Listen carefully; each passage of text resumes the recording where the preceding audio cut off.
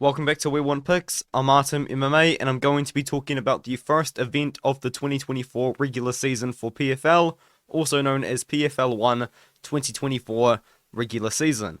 In this one here, I'm going to be going over the heavyweights and the women's flyweights, as this is what this part of the tournament is about, and I think it's going to be pretty good. Normally, heavyweights do tend to be the more boring side of PFL's tournament, but I do think that with the new Bellator acquisition and the new signings from former UFC fighters and Bellator fighters, I think this is going to be really fun. I think there's some really good matchups on this card. I think we can expect a lot of finishes, and it's also going to be what I think is going to be the highest level PFL season that we have had yet, especially due to those Bellator acquisitions and former UFC fighters that have been signed and brought over.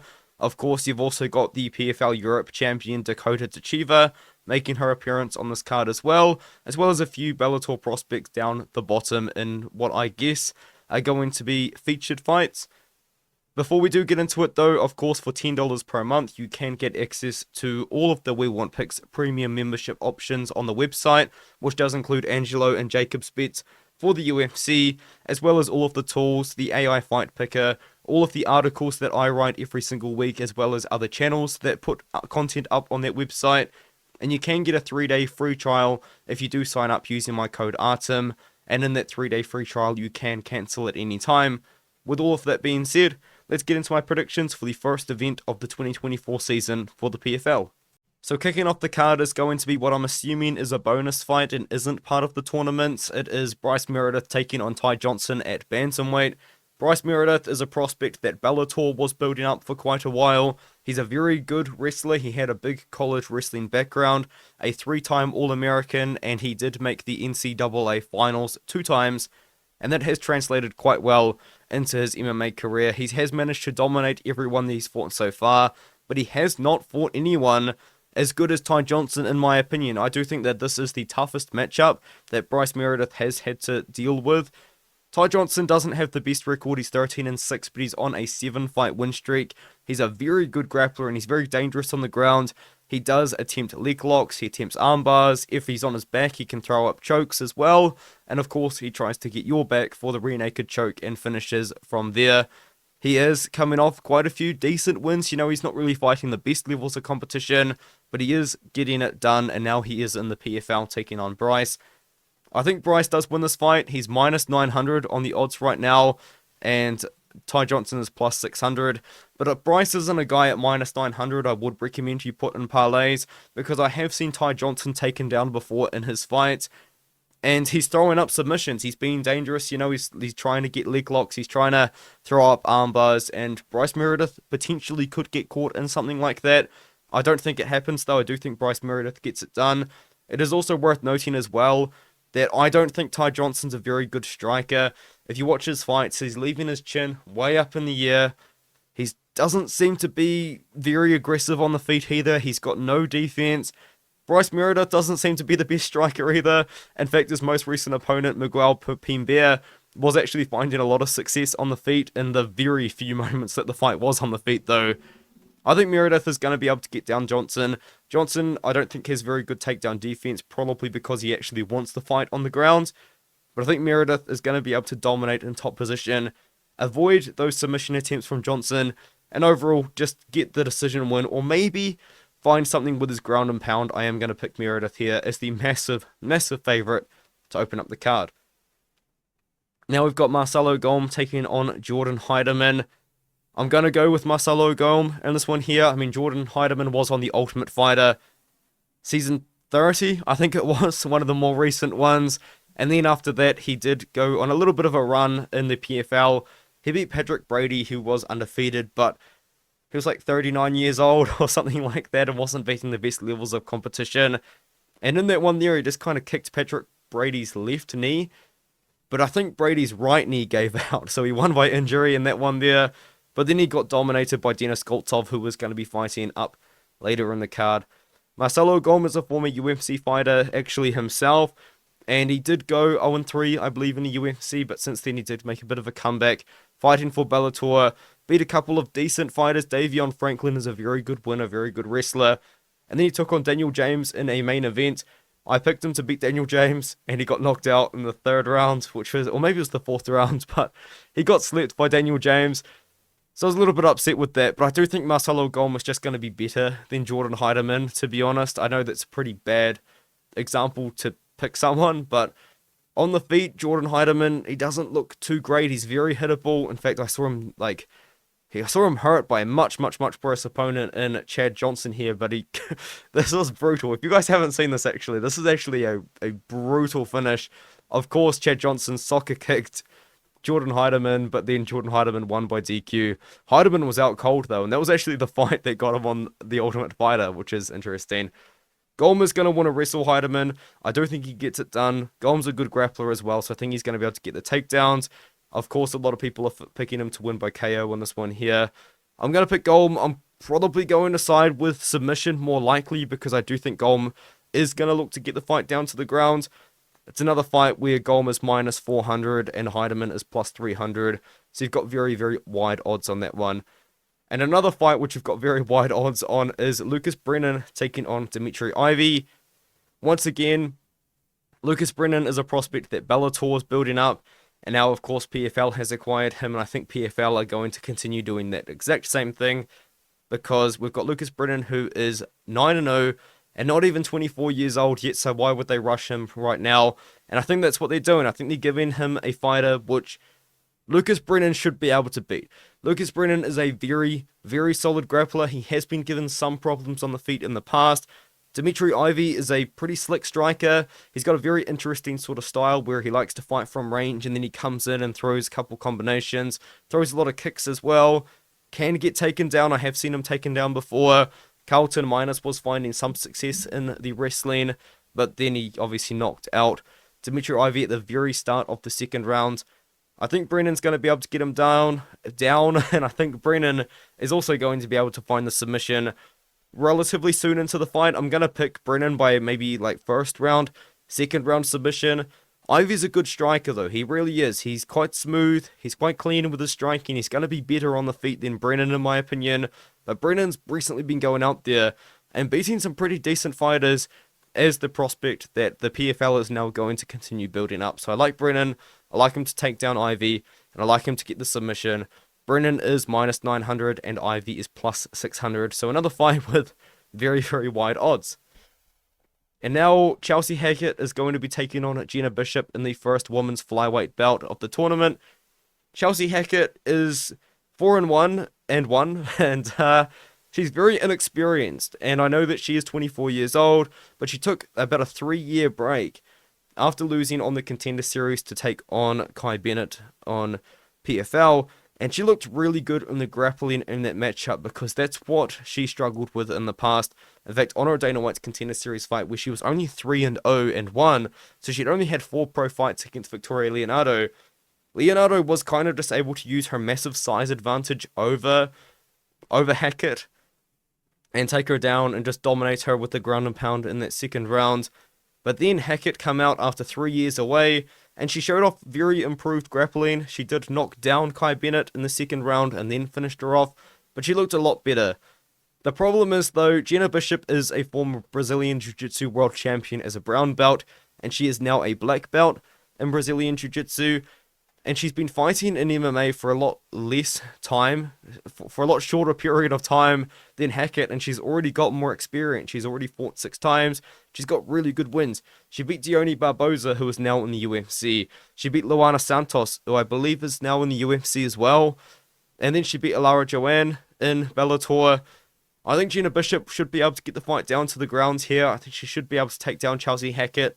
Hackett is a very good striker, though. She's very fast. She's got power. She did actually hurt Leonardo at one point in her Contender Series matchup. But the grappling is what Hackett's biggest weakness seems to be. And Jena Bishop is a former Jiu-Jitsu world champion. I don't think this is a good matchup for Hackett. I know Jena Bishop is 38 years old, but it's because she had a Brazilian Jiu-Jitsu career before coming over to MMA. I think she should be able to get it done, and I think that Bishop should be able to find the submission at some point in this matchup, so I am going to pick Bishop by finish in this one here. And now Kana Watanabe is going to be taking on Shanna Young. Shanna Young, of course, is a former UFC fighter. A lot of people might remember her run in the UFC because it was pretty recent. In fact, she was only cut from the UFC about a year and a half ago after losing to Miranda Maverick. And before then, she actually managed to finish Jena Mazzani. She came into the PFL and beat Sandra Lovato, who was on the Contender Series last year, and that one was able to get quite a few takedowns, and also looked pretty good on the feet as well. Kana Watanabe really should be able to win this matchup, though. Kana Watanabe, in my opinion, beat Ilima-Lei Macfarlane. I thought that was a really, really bad decision. That fight took place in Hawaii, which is Macfarlane's hometown, and of course, Kana Watanabe is not from Hawaii, so I think there was some home time, but I mean, you can't tell me Watanabe didn't beat Macfarlane. You could argue that's 30-27 Watanabe. Watanabe was looking really good in the grappling. She was doing more damage as well. I know that Ilima-Lei Macfarlane was getting some takedowns, but Watanabe was doing much more damage and was just scoring a lot more points in that matchup. But she come back recently. She beat Vita Arteaga, who is 7-5, but is better than that record suggests. I think Watanabe should be able to beat Shanna Young. Minus 420 is a pretty big favorite. Young is decent. I mean, she's not too bad, but Kana Watanabe at the end of the day has fought for a title in Bellator. I believe she fought Liz Carmouche for the title, or maybe it was Ilima-Lei Macfarlane. The point is, Kana Watanabe is a top 5 Bellator level fighter, and Shanna Young wasn't good enough to cut it in the UFC. I think Watanabe is going to be able to get it done here. She can wrestle, she can grapple, she can also strike as well. I think she's just overall the better fighter than Shanna Young.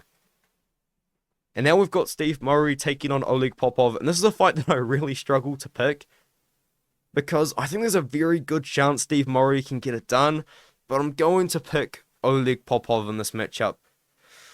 But I don't feel good about it. Steve Mowry is 6'8" with a 79-inch reach, so in other words, he's massive in general, and he's quite big for heavyweight as well. Well built, and he is in much better physical shape than Popov, who is 6'1" at this weight class and has a bit of a belly to him, but Mowry is really slow. That's one thing I noticed about watching Mowry's fights, is that he's just not fast at all, man. Like, he throws punches very slow, his reactions are very slow. His takedown defense is pretty good, but he mainly uses his size to get away with it. And Oleg Popov, he's got pretty fast hands, but what he wants to do is he wants to shoot for takedowns, which does make him a pretty boring fighter to watch, to be honest with you. But he's got good cardio. Like I said, he's got a bit of a belly because he does.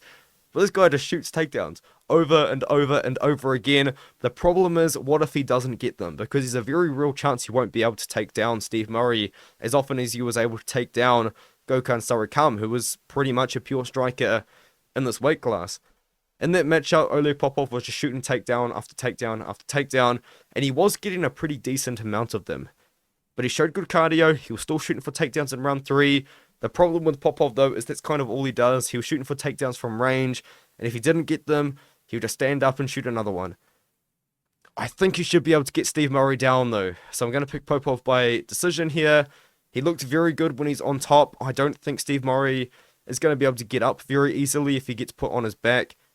But Mowry's 6'8", and he's a lot better physical shape than Popov. And I know just picking people based on that shouldn't really be a good reason, but it's heavyweight, you know, and heavyweights are always hard to predict, which is why I'm really struggling with this fight, but I'm going to go with Popov, man. I like the cardio. I think he's got good cardio. I mean, Mowry struggled a little bit with Asayev. It ended up being a draw.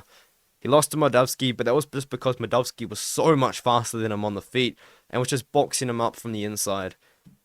I'm going to pick Popov, but I don't feel good about that one. I don't feel good about that one at all. But I am pretty confident in Taila Santos to beat Ilara Joane. I think this is kind of just a little bit of a gimme fight, honestly, for the PFL to give to Taila Santos, because Taila Santos, of course, is going to be one of their bigger signings over after she got cut from the UFC. I actually can't necessarily recall the exact reason why she was released from the UFC, but I think it was something to do with a visa and her partner not being able to come over to the USA. So that has cut her. But Taila Santos is kind of in an interesting situation because I think she got kicked out of her gym because she wasn't paying her gym fees. So now she just trains at home with her partner as her coach. So maybe we see some regression in her skill set. But even then, her skill set is really in her striking. But I think she's a good enough grappler. No. What am I on about? He still doesn't know striking, but she was able to out-grapple Valentina Shevchenko. But Ilara Joane is like a pure striker, you know, and I think that Santos is going to be a lot bigger than her. I think that Santos is going to be able to get the takedowns, and ultimately I think that Santos is going to be able to find that submission over Ilara Joane here. Joane is on a 2-fight losing streak, 2 fighters that were able to take her down, Jena Bishop being one of them, of course, who's fighting earlier on in the card. I like Taila Santos to use her size, to use her grappling advantage. I think she submits Joane in like the first or the second round in the PFL can have a big, hey, look at Taila Santos in our promotion now kind of moment. I'm going to go with Santos. I'm going to go with Santos by submission. She's minus 900. Again, a few minus 900 fighters on the card. Santos is one of them. And now we have Blagoy Ivanov taking on Sergey Bilostenniy. Maybe a controversial pick, but I'm going to pick Sergey here. And I'm actually going to pick Sergey by KO. Which is, I know that it's actually kind of a crazy pick because Ivanov has never been KO'd. Everyone knows how tough Ivanov has been. He was stabbed before, which is why he's got that kind of crazy scar in his belly there, or I guess just below his chest. But Ivanov is getting old, man. He was released from the UFC, signed to the PFL, and now they're giving him Sergey. And Sergey, his one loss recently was because he knocked down Tyro Fortune, was about to finish him off, and then he got DQ'd because he punched him in the back of the head. And then he takes on this guy called Kasim Araz, which is a similar stylistic matchup to the Blagoy Ivanov fight, where Kasim Araz, although he's not 5'11", he's 5'9", and spinning back kicks him to the face, and Kasim Araz goes stiff on the way down. It was actually kind of an insane finish, and then Sergey finishes him off after that. Sergey, man, if you watch this guy's fights, he has crazy power, and he's so fast for heavyweight. Like, he's just so quick for the weight class, man. It's so impressive. And everything he lands, you hear it land. He throws a body kick. He throws a head kick. You can just hear it. You can hear it. And Blagoy Ivanov, you know, he's 37 and a half years old now. I know he's never been finished, but he's taken damage in the UFC. He's been out-wrestled in the UFC. Ivanov's whole fighting style as well is actually probably going to give Bilostenniy a lot of problems. Because if you do watch Bilostenniy's fights and you go to the fight where he did win a decision, this guy, Fernando Rodriguez, he made it close against Bilostenniy by just doing what Ivanov does, and that is just holding on to you against the clinch and winning by control time in the clinch. I know Ivanov does get takedowns as well, and Bilostenniy's takedown defense hasn't really been tested too much yet. Bilostenniy's 6'1", but he's not like Oleg Popov, where he's just got a big belly on him. He's actually quite a big 6'1". He's got a lot of muscle to him, a little bit of a belly, I guess, but he's a big 6'1". He's big for the weight class. I like him in this matchup. I do think he can finish Ivanov. I know that's kind of a crazy pick because Ivanov's never been KO'd, but he's slowing down, you know, and we've seen Bilostenniy knock out guys like Ivanov, shorter guys at heavyweight.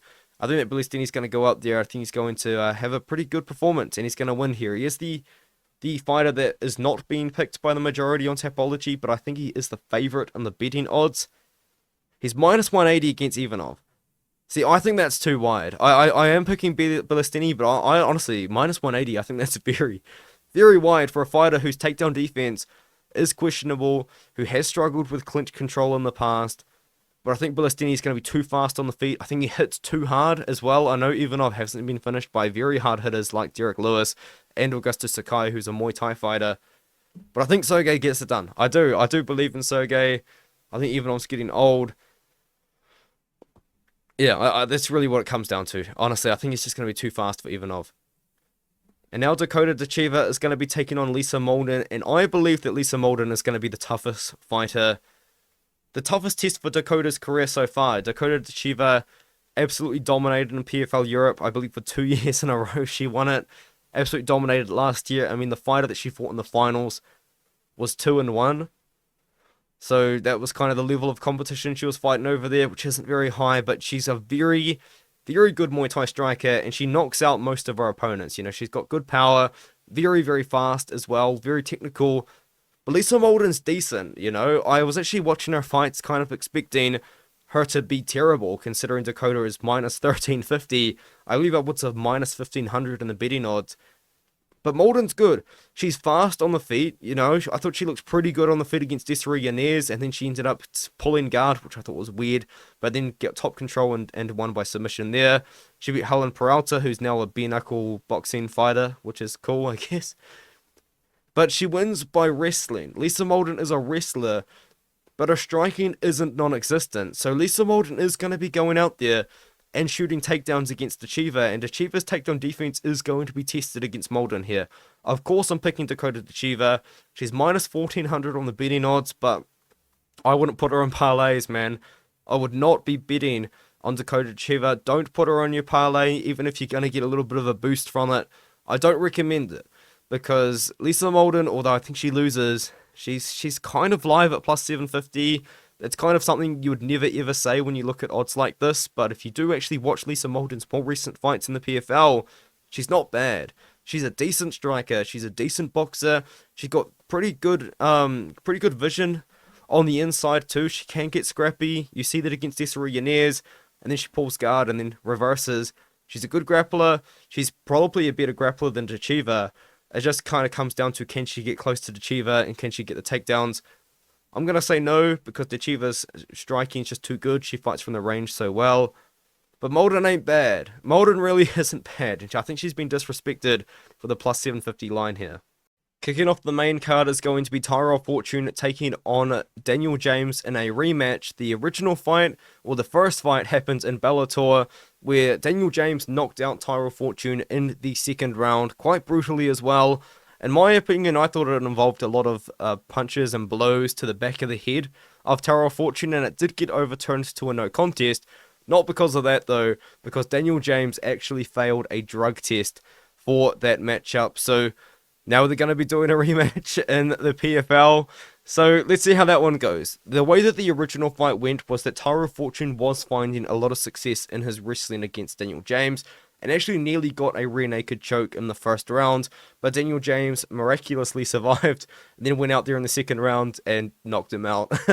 Daniel James has got crazy power, man. In fact, he was actually kind of fighting on the regional scene for a long time before getting a big opportunity in the PFL, and he was beating some good guys, man. Like, he's beating some pretty solid opponents in ACA, which is a Russian promotion. He comes over to Bellator, knocks out Tyrell Fortune, knocks out Marcelo Golm, but then loses to Gokhan Sarakam, who is a pretty decent heavyweight striker himself. I'm picking Tyrell Fortune to win this one here. I know he lost the original fight against Daniel James, but Tyrell Fortune's a really good wrestler, and I think he's going to be good enough to get James down. James is 6'6", with an 80-inch reach, but in the original fight, Fortune was finding that success in the wrestling, and I think now that he has been KO'd by Daniel James before, I think he will be kind of looking to go into that wrestling a little bit more, and I think he's going to be able to find that success that way. So I'm going to pick Tyrell Fortune to win the rematch in this one here by decision, or maybe like a late finish, maybe a late submission, or a late ground and pound TKO. But I do think Fortune gets it done by taking James down over the course of 3 rounds. The next fight is going to be Liz Carmouche taking on Juliana Velasquez in a trilogy. And this fight is actually very cool to be on PFL, because it's actually 2 former Bellator champions at women's flyweight. And these two actually fought each other twice already, and Liz Carmouche has won both times. She won the original fight about 2 years ago, where she beat her by ground and pound TKO. And then they did the rematch, as Velasquez was a defending champion and was undefeated at the time, where Liz Carmouche then won, once again using her grappling, and won by armbar submission. Liz Carmouche has defended the title actually a few times now since originally winning it. She defended against Deanna Bennett, who missed weight, and was actually beating Carmouche, and was finding a lot of success against Carmouche in top control and dominant position. But eventually Carmouche was able to latch up a submission pretty late into the matchup and beat Deanna Bennett that way. And then she took on Alima Leigh McFarlane and was able to finish Alima Leigh McFarlane in that matchup there. Carmouche is 40 years old, and she's not getting any younger, but neither is Juliana Velasquez, who's now 37 years old, and hasn't fought since those Carmouche fights. At least Carmouche has defended the bout 2 more times, which she's fought 2 more times in the last year, against pretty decent competition, whereas Juliana Velasquez just hasn't fought at all. So I don't really know what was going on there, especially now Velasquez is coming back against that same opponent that's beaten her twice already. I think that Carmouche is going to have a pretty big confidence advantage for that. And we've also seen that Carmouche is the better grappler. So I think we're going to see Carmouche go out there, use offensive wrestling and offensive grappling, of course, and just find a way to beat Velasquez in that way. I'm going to go with Carmouche. I'm actually going to go with Carmouche by Round 3 submission. I know it's a 3-round fight, so there's a good chance it does go to the distance. But Velasquez hasn't fought for over a year. She's lost to Carmouche twice now. Her confidence against Carmouche can't be that high. So give me Carmouche. I'm going to pick Carmouche by a very late submission. Decision is pretty likely though, but I'm going to pick Carmouche there. And now we have Denis Goltsov taking on Linton Vassell, who just keeps winning. I pick against Linton Vassell, and he keeps winning, man. He beat Valentin Moldavsky recently, or about a year ago, and I picked Valentin Moldavsky to beat him there, and I just keep trying to fade Linton Vassell because he's getting older, and his fight style isn't a fight style which I would expect someone to be able to keep going as they get older, especially at heavyweight as well, because Linton Vassell, he fights like a massive welterweight. Like, this guy is fast, man. He's a striker, and he's just fast and really technical. He throws double jabs, he throws leg kicks, and he just strikes from range. He uses that 80-inch reach so well. And I'll say it for the 4th time, he's just fast at heavyweight, man. Denis Goltsov, though, he's not going to be as fast as Vassell, but he's got crazy power, man, and he's coming off a really good year last year. I know he did get slipped by Brennan for Hackett, but prior to that, he knocked out Heiderman, or finished Heiderman by submission, knocked out De Castro, and knocked out Cesar Ferreira as well, and he slipped De Castro bad, man, and that was pretty early on into the matchup as well. I'm going to pick Goltsov in this one here. Goltsov's got crazy power on the feet, but he can wrestle as well. Linton Vassell keeps proving me wrong, though. If he does win, I wouldn't be that surprised. But he hasn't fought in a year himself. He's nearly 41 years old. As I said, it's not really a fight style that I can see. He just doesn't age. It's a fight style I struggle to see him being able to keep up with as he gets older, because he relies on his speed, he relies on his athleticism and his technique. Goltsov's younger, he can wrestle. I think that's how you got to beat Vassell now, I guess, is because Vassell's just too good at striking for these guys. Goltsov, he can wrestle, he can grapple. He's also got crazy power on the feet, and he's also a big guy. He's 6'5" with a 78-inch reach, and he's built pretty similarly to Vassell as well. So I'm going to go with Goltsov here. I think he gets past Vassell, but Vassell is a guy that just keeps beating guys when I pick against them, so we'll see how that one goes, but I like Goltsov here. A lot of people picking Vassell. Smart pick, considering the fact that he did just beat Moldavsky, I should say, and looks really good doing it. Caught Moldavsky with a right hook, and then finished him off with ground and pound from there. But I think Goltsov, on the feet, he's dangerous. He can mix it up with the wrestling as well, which I think is probably how you're going to have to beat Vassell at this point. So I'm going to go with Goltsov here. I'm going to go with Goltsov by finish as well. And now there's Ante Delija versus Valentin Moldavsky. And I'm going to do it. I'm going to pick all favourites for the card. It's not really something you like to do, of course, but it is PFL. And most of the time, the favourites do win. But in this one here, I do like Moldavsky again. I think he's going to be too fast for Ante Delija. I was watching Ante Delija's fights back because I saw, of course, in the Tapology picks, most people are picking Ante Delija. So I was trying to find a reason to maybe go with the majority on this one here. But I just can't really do it. I think Moldavsky's too fast for him. I think he's too good at boxing as well to deal with him. Moldavsky is a guy that gave Ryan Bader a lot of problems in that one year. He had a lot of success on the feet. He hurt Bader on multiple occasions, had Bader wobbling. And then, of course, the Mowry eye poke did suck. But then he boxed up Steve Mowry. And the rematch, he was boxing up Steve Mowry for 50 seconds before the eye poke as well. I think he's too fast. I think he's too good for Delija, man. I really do. Delija, he's good, you know, of course. I mean, he's on a big win streak now. I believe he won the $1 million against Matthias Scheffel. What was it? Was it that fight there? But Matthias Scheffel's been KO'd like 9 or 10 times now in his career. Maurice Green was able to win a round against him. In fact, Maurice Green, I believe, even took him down in that fight. There was a lot of clinch control from Green. Green was finding a lot of success using his range as well, which is probably because Ante Delija hasn't really had to fight someone with the range of Green before. But Moldavsky doesn't fight like that. Moldavsky closes the distance and he boxes you up on the inside and then he gets out. And I think he's going to be able to do that against Delija, who is a good fighter, don't get me wrong. He's a decent wrestler with big power. But I don't think he's as technical as Moldavsky. I don't think he's as fast as Moldavsky. And I think that Moldavsky is just going to be able to get him there, box up Delija with his close distance striking, and then get out and avoid the shots from Delija. Defend takedowns if they come, maybe get takedowns of his own if he needs to, and I think he's just the better fighter. I know he's not on the best run recently, you know, he did lose to Bader, and then he no contest happened, and then he lost to Vassell because he got caught with the right hook, but I think he gets past Delija. I'm going to pick Moldavsky to win this one here. I think his boxing's too good for Delija. I think he's going to be able to hurt Delija, and I think he gets it done. It's only a 3-round fight as well in the main event, of course, because it is part of the tournament. But let me know what your predictions are. I feel like there's a lot of very close fights in this one here. I think there's a lot of cases for some underdogs to get it done here and get some big upsets. But I do like Delija in the main event. Who do you have in the main event? Who do you have on the card? And let me know. And I'll see you guys in the next one.